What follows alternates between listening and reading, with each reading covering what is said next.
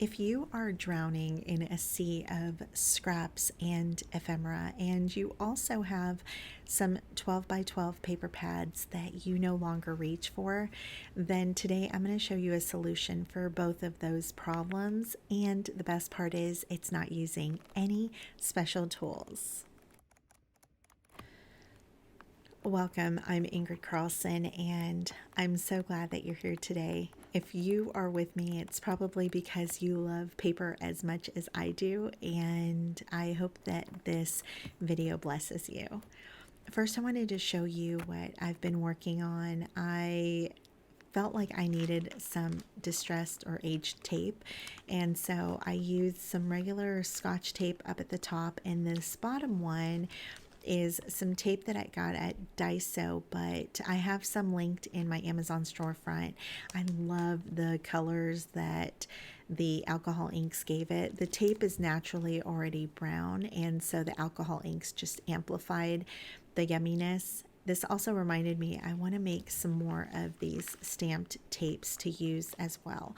If that's something that you'd like a video on, let me know down in the description below.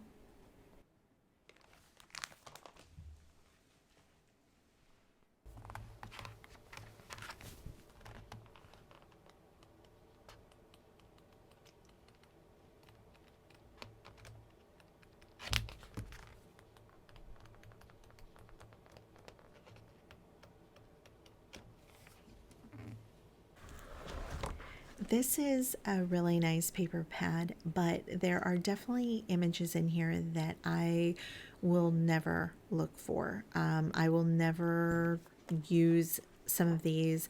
The first one that I pulled out was this chevron stripe, which I know was all the rage back in the 2013s, and it's just not something that I'm going to reach for. Also, most paper pads have two of each paper, so this really is a time where you can use all of the papers up. And if you're anything like me and you buy them when they're on sale, and then kind of they sit in a closet and you forget to use them, then this is the perfect way to use them. I'm going to show you how to do this a couple of different ways. I'm going to start off as if you don't have any tools at all.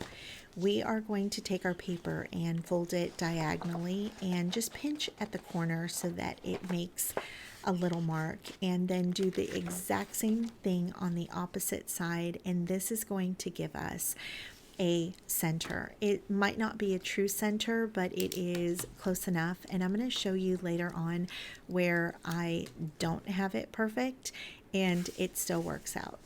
The second way you could do this is you could take a ruler and you could measure over. If you're using a 12 by 12 paper pad, you can measure 6, and then you can measure 6 again and find your center. You're going to notice that that pink paper up at the top, it's actually not 12 by 12, it's just shy. So that's the second one I'm going to use, and you're going to see that it's off by a little bit, but it's okay. Now, you might think that I wanted to use the white side, but I actually want to use the printed side on the inside of my envelope. So I'm going to show you in a second. I know it seems a little weird, but I'm going to take the paper and I'm going to flip it so that it looks like a diamond almost. And I'm going to take the bottom edge and fold it up to that center mark that I've made. And then I'm going to flip it over, and the side that is directly adjacent to it, do the exact same thing. And now you can pick whichever side you want. I'm going to take the bottom and fold it up. And this part, you can take some creative liberties. And depending on how big you want your envelope is how big you're going to crease this part at. I'm going to also round my edges just because I think that it looks prettier, but it definitely is optional. And then I'm just going to glue down the edges. It really is that simple.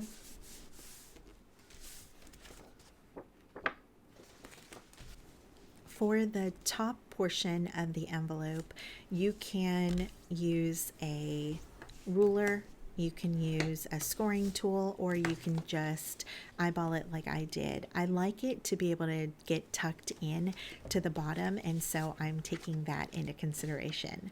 Now I'm taking some pieces that are scraps from a digital kit of mine, and if you haven't gotten your hands on this kit, make sure that you grab it. It is linked down below in the description. It's completely free for you. So I'm going to take just a strip of the paper, and this is my way of knowing what type of paper I can find inside. I'm going to then write on the top of it, but you can make this as fun as you want. You can put as much of the kit on the outside. Since we're using the white part of the envelope, it's completely open for you to be able to decorate it however you want. And if you want to do a little spread here, I think that would be really beautiful.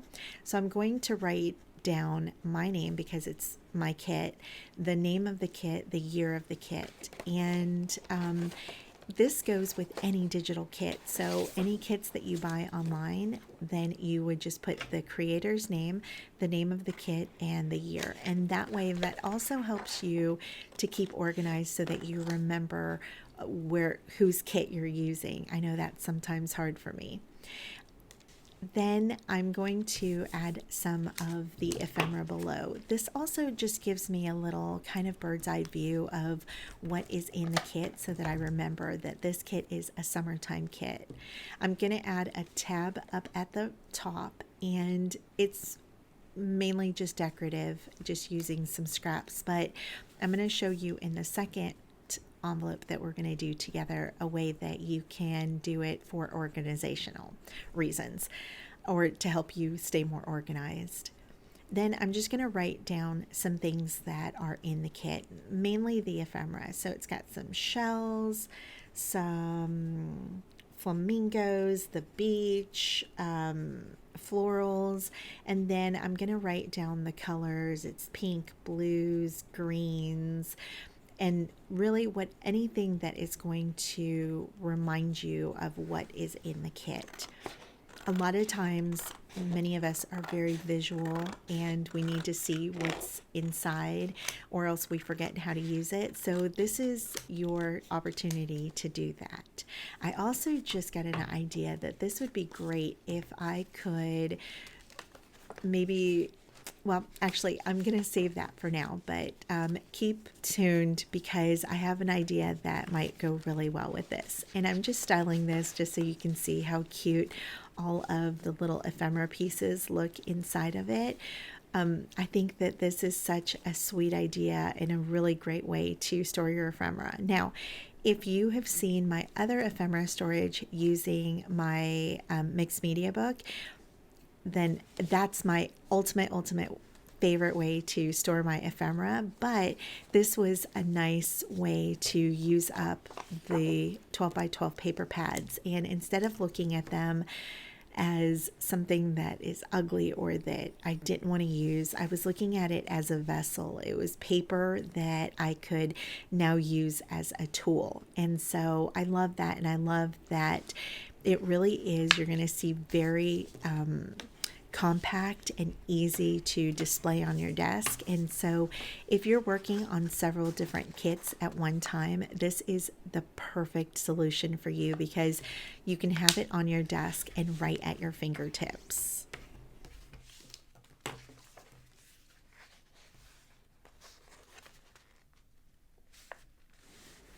You might notice that when you fold your bottom edge up, it kind of has some bulkiness in the corners. So to avoid that, we're just going to snip off the edges, and this eliminates that bulk. And if that's something that bothers you, this is a great solution.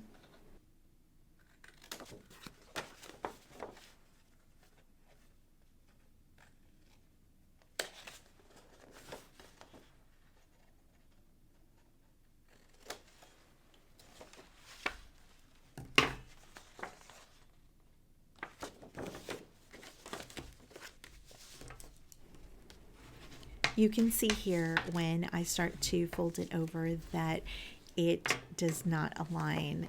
Somewhere the middle wasn't quite the middle. And like I said, this paper measured a little shy of 12 inches. So it's okay though. You're going to see that it really doesn't make that big of a difference, and it comes out beautifully at the end.